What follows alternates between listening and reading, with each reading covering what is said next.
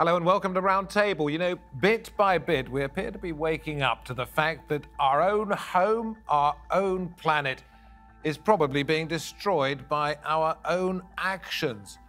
But even with the realization that this nightmare is not a thing of bad dreams, how ready is humankind to take the tough decisions today that could save our world tomorrow?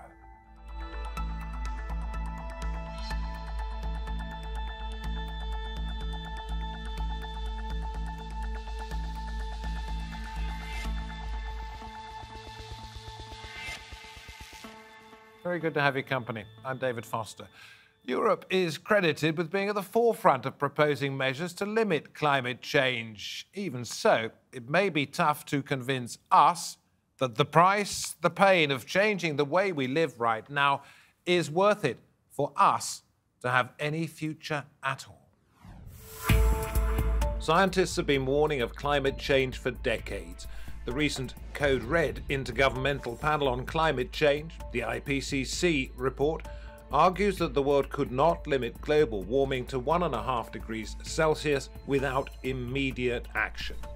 The report asks world leaders rapidly to reduce greenhouse gas emissions to prevent future climate disasters, such as in France, Greece, and Turkey, where wildfires have raged.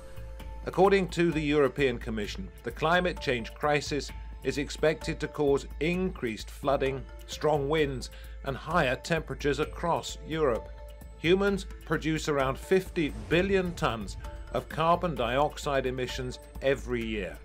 It is indisputable that human activities are causing climate change and making extreme weather events more frequent and severe.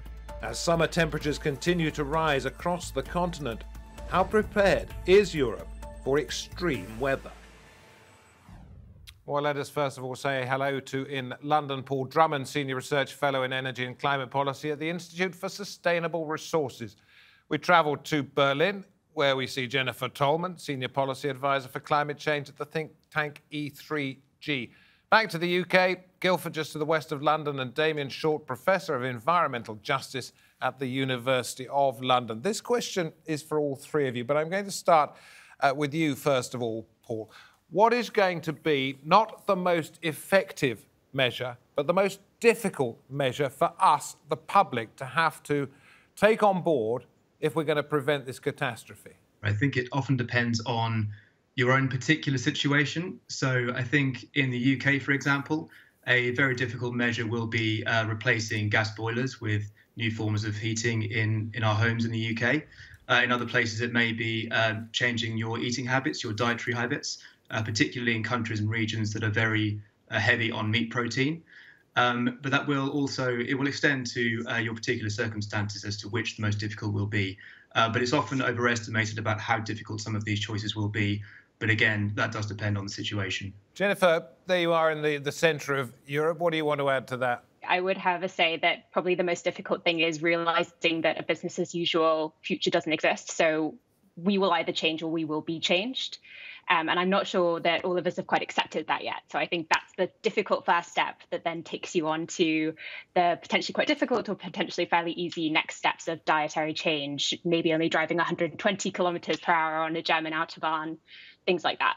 Yeah, we're going to get on to the ways that governments, politicians, authorities, health people, whoever it happens to be, will try their best to persuade us to change our habits. But you, Damien, I know you're big into overconsumption.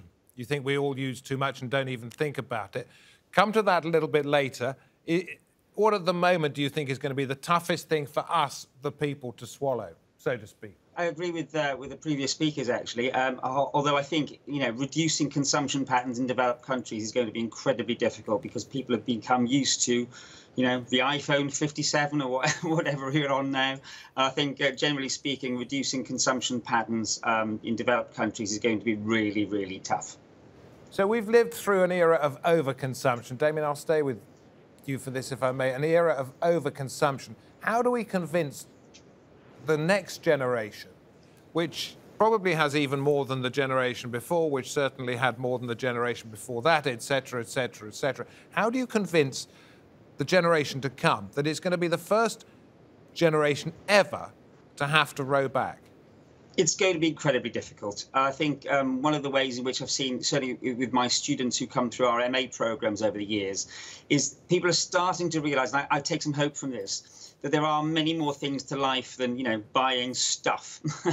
So I really think I've seen a lot of students be very interested in the whole notion of rewilding, getting back to nature. I think during the COVID lockdown, people have realised the importance of the outdoors. So I see lots of hope in that side of things. It's going to be very difficult for people to start thinking about what some environmental scientists have said, 1950s levels of consumption and production patterns. In other words, going to reuse and mend things and recycle rather than buying new products when things break. And that requires also producers to move away from this notion of planned obsolescence where things break after a year or two.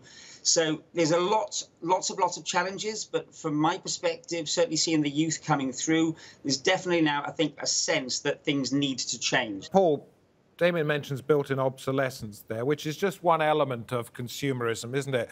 And I would guess that people and businesses are really not going to buy into this idea very easily if it is going to cost them more. There are a couple of different issues at play here. I think one is people often demand the services that these products might give them. So to give an example, people, particularly younger people now in UK and Europe and often across the developed world, demand services from mobility. So they want to get from one place to the other conveniently. They don't necessarily demand a private car to do so. But to take the example of private cars, if you are trying to encourage a switch from petrol and diesel vehicles to electric vehicles, for example, price often is, and at the moment certainly is, the biggest barrier to switching between those two. Of course, price will come down. It is coming down very rapidly. Governments can drive that through various means. But once the prices get lower, they will switch. But this will happen. Innovation is driven all the time. It's happened with, for example, solar power at the moment, which is currently offering amongst the lowest cost generation for electricity that's ever existed.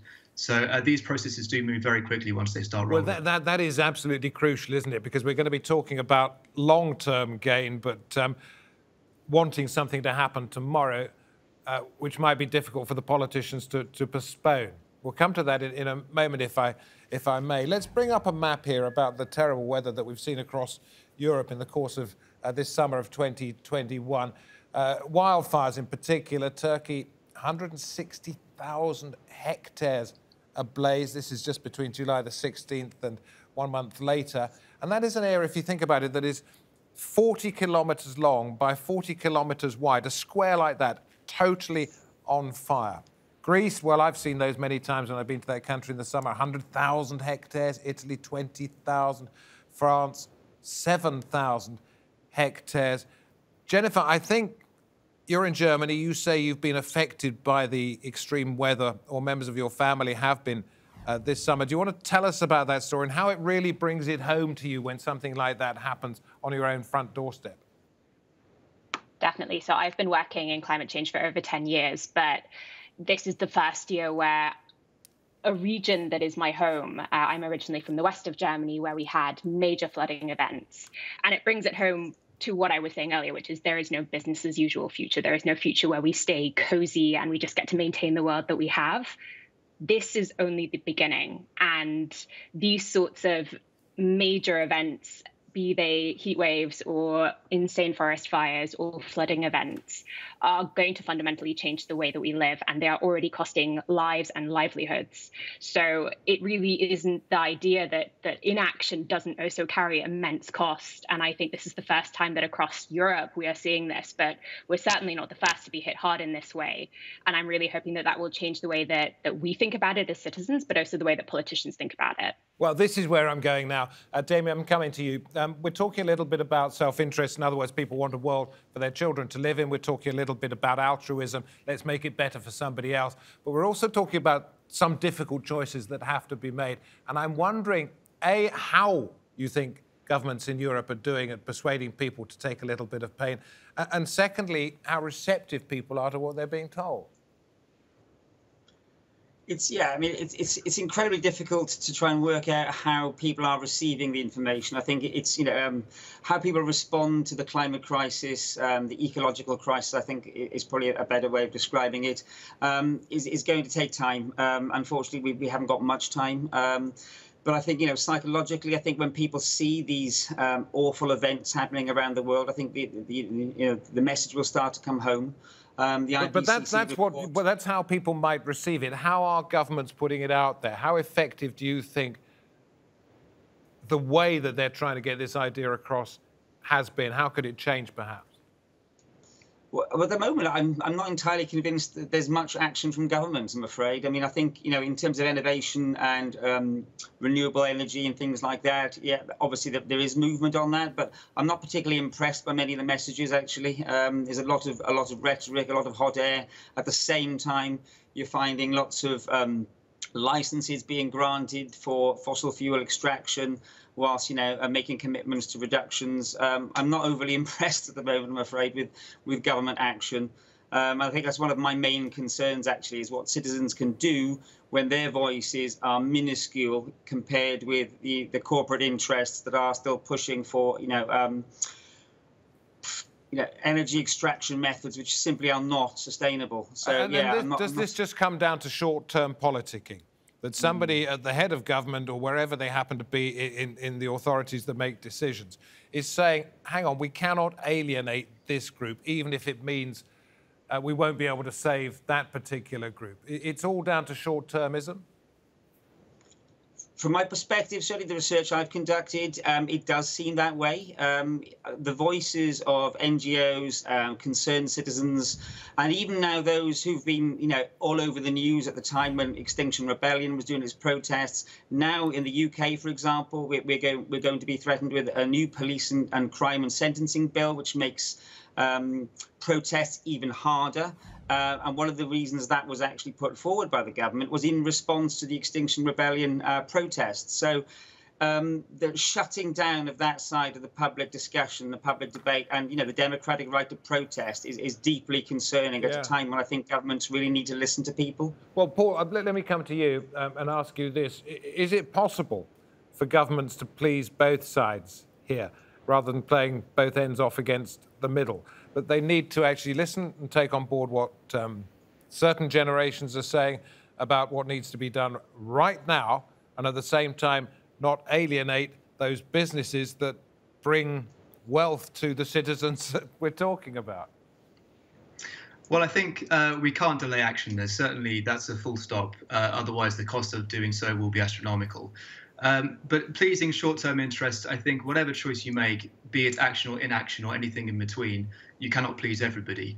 But in the long run, in terms of businesses, for example, North Sea oil and gas extractive industries, they haven't got a long-term future, regardless of what, for example, the UK government does. They're just the world's simply going to move away from it. The timescale may be in question, but it's going to happen. So it's whether or not you invest in the new industries that will have maybe a large market share selling of products such as solar panels or electric cars around the world. Do you kind of frame it in a way of building up your industrial strategy to deliver benefits that you may see over the coming 10, 20 years? And also it has to become part of the national conversation for everybody. It also has to become part of the national curriculum in terms of teaching people not only to accept the ideas, I would suggest, but also how to implement them. Let's hear from John Sovan, who's in charge of Greenpeace UK. It's a bit like an alarm clock. You can keep switching the alarm clock off, but eventually, if you don't get out of bed and go to wherever you're meant to be going to, it will be too late. You won't get there in time. And I think that this is what this report really is saying. Listen, the alarm clock has gone off many times. This is probably the last report that will be written before we go through and beyond 1.5 degrees C, unless we act now. And that's quite a stark warning. Jennifer, I think we all know what he's talking about with the alarm clock. Sometimes you can be clever and put it near the door so that you have to get out of bed to go and turn it off, but then you can still go back to bed. Is he right to say that this is the very last warning we're going to have? Or are we suddenly seeing people just shouting louder and louder and louder, and there will be this feeling of perhaps crying wolf? I I don't think so, because we're already seeing the climate impact happening. So yes, we have a very short window of time in which to do stuff. And I say that not because I think we can fundamentally restructure our economy in the next 2 years, but because if we don't start that actually quite tough process of redesigning the way that we live and work and build and manufacture now, then no, we don't have a chance. And I think a really good example of that is actually a lot of the resilience work around the climate impacts that we're seeing, around those heat waves, the forest fires, the flooding. Europe has one of the most advanced early warning systems. What it doesn't currently have is a fully functioning governance system that is actually backed up by people who have expertise on this in every city, in every major city, people who actually know what they're meant to do when the alarm comes through. Again, and education, so the isn't plan it? is the first step. Yeah, exactly. It's actually just getting people trained up to deal with the new reality that we're facing. And if we don't start doing that right now, it's not about turning off that alarm clock. It's about what you do when you get up. So we need to get up now because we need to start doing all of that to-do list. And that's why this next kind of 2-year period is critical, even just the next 3 months to COP, because that's when we can see the big plans potentially Give us an come together. example, and it doesn't just have to be you, Jennifer, we'll go around on this one. Give us an example of a country where things have been done in such a way that they seem to be ahead of the curve, if you like. I'm thinking somebody's mentioned the Netherlands to me. I'm happy to kick off on that one. Go on. I wouldn't say that the Netherlands is perfect by any means, but particularly when it comes to resilience, they've obviously been investing in this by necessity. Sorry, I missed that. When it comes to what? By necessity, when it comes to resilience, when it comes to to flooding, to sea level rise. They've been investing in this for the better part of a century and really are on the cutting edge of some of these things. But even they need to continuously have that national dialogue with their populace. They just had an election and climate was very much part of that. But you have to keep bringing it up again and again to get that mandate so that politicians feel that they are still under pressure. Nobody can afford to rest on their laurels. So the Netherlands is doing very well. But we're all figuring out how to do this. It's a learning process for everybody. But that's why you have to keep investing in it. It's not that you do one climate bill or kind of set aside 100 billion in your national budgets and then you're done. It's really about that continuous process. Well, I suppose part of the problem is it's a little bit like, our world is a little bit like the air we breathe, isn't it? You know, we know it's there, but we don't really think about it. It's just one of those things. Now, perhaps we've got to notice it just that little bit more. Damien, do you want to go into any examples you have of where countries seem to be setting a good example? Well, I think we don't even have to look at the national level, actually. I think in my experience, some of these initiatives have been in the UK with local transition towns, for example, developing local resilient economies. And often these initiatives have come from local people rather than from central government or even local government, actually.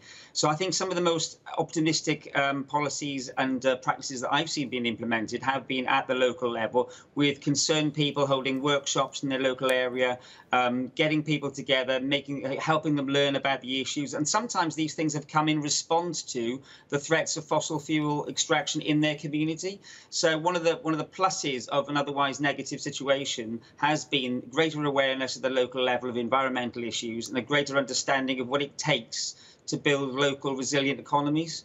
So I don't think we need to look at international examples. I think actually the local level has provided lots of really important, promising measures from what I've seen. Yeah, the power of the people, perhaps. Paul, you were nodding. What do you want to say?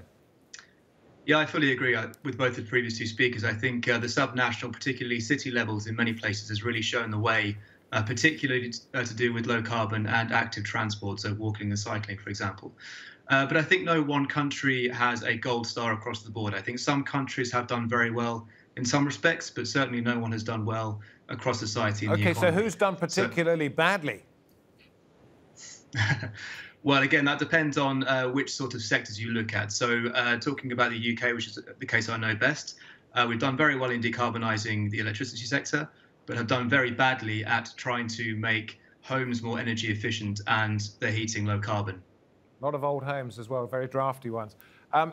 Jennifer, what do you want to add? Because I was going to make one particular point, which is I wonder how much of what we're hearing is virtue signalling.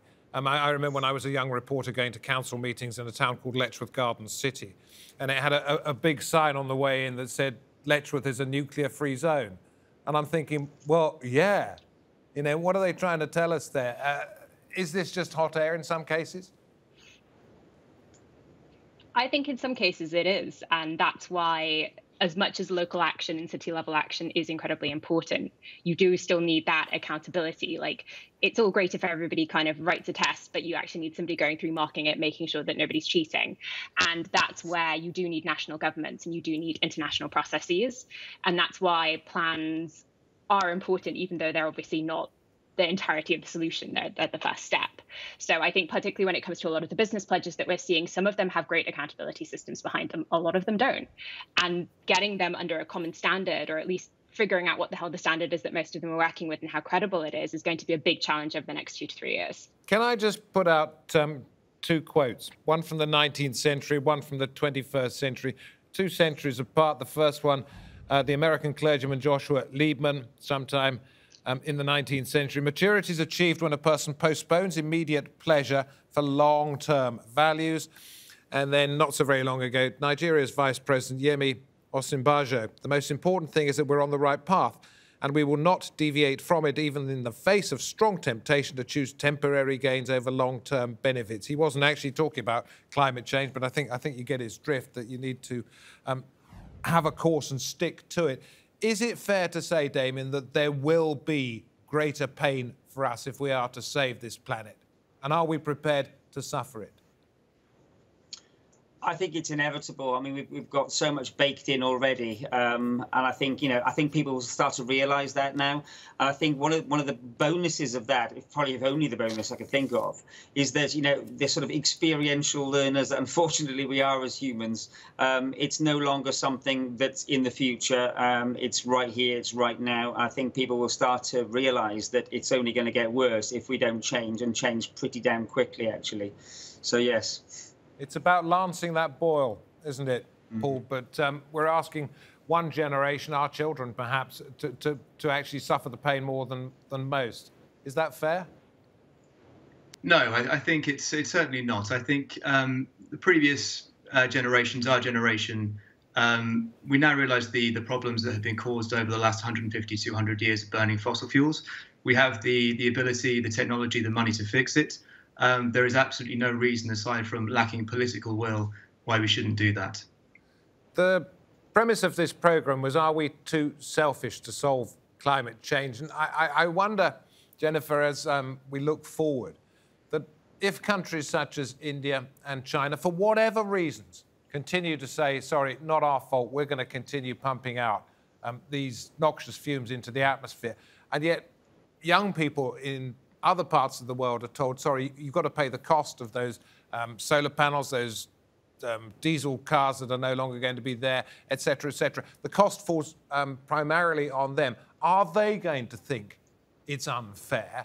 And are they going to be selfish and say, sorry, not our problem? I mean, I do think they're going to think it's unfair, because it is. But we also need to rethink selfishness in this sense, because very selfishly, I am probably of that generation that you're talking of, or kind of maybe the start of it. And very selfishly, I don't want to live in a world of extreme weather events every year. I don't want to live in a kind of Mad Max world. So very selfishly,